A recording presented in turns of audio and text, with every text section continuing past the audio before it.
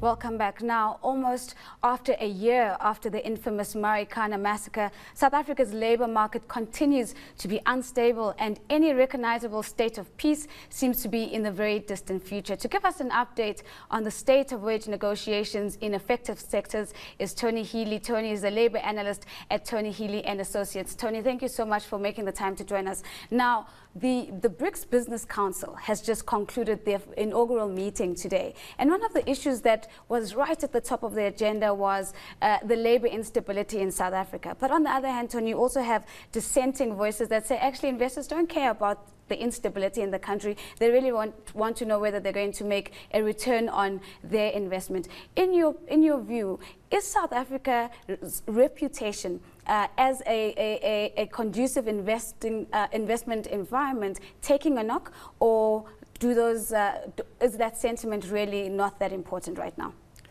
Well, I have interaction with investment houses from time to time, and they certainly convey to me that it's a very important factor. You know, investors will require and want to see stability, and when they see excessive industrial action, when they see prolonged industrial action, when they see violent industrial action, they become nervous, understandably. So it does, as far as I'm hearing, impact quite significantly on investment decisions. And there seems to be quite a number of sectors at the moment that are in the wage negotiation phase. And as early as this morning, we heard that the auto sector had gone to strike. Can you give us a little bit of insight about the nuts and bolts of that dissent that we're seeing in the automotive industry? Well, the dispute is 2 days old in terms of the industrial action. We have NUMSA, the union, demanding 14%, and the employers, the 7 motor manufacturers, offering between 7.5% and 8.5%. So there is publicly a big divide between the two. Behind the scenes is probably a little closer than that. But it's an important industry. It accounts for 6–7% of GDP, 12% of exports. It's an anchor industry in the Eastern Cape. So it has to be a cause for great concern. It also is an employer of approximately 40,000 individuals. So we're unlikely, are we likely or unlikely to see that particular tension come to an end? If one takes into consideration the fact that in Mercedes-Benz South Africa's history of 25 years of being in the country, this is only the second time they've ever had a strike, and it seems as if, is it a question of them giving in to worker demands in the past, or are we seeing a different dynamic playing itself out now? Well, I think there's the pressure on costs, and we see that not just in the motor industry, but in other industries as well. It is already a fairly high-paying sector if you look across sectors. So, you know, amongst its peers, it is a relatively highly paying sector. But of course, you know, the inflation and the impact that has on workers is going to pressurize their mandate. I think importantly as well, we must remember that NUMSA is now the biggest single union in COSATU, and they are concerned, they're undoubtedly concerned that they don't become, if you like, AMCU'd themselves as their colleagues at NUM were 12 months ago. Let's quickly jump to gold. We seem to be headed for a deadlock in that particular dispute, with the employers only, you know, ceding 1% towards employees. Are we likely to see that come to an end anytime soon? Well, I think, look, all strikes come to an end. And it's difficult to forecast, but the gold sector is under extreme pressure. And some, you know, for example, Sibanye Gold have come out and said, you know, we're not going to pay more than CPI, and I tend to believe that they mean that. So the mining sector in general, gold in particular, is in a very difficult place.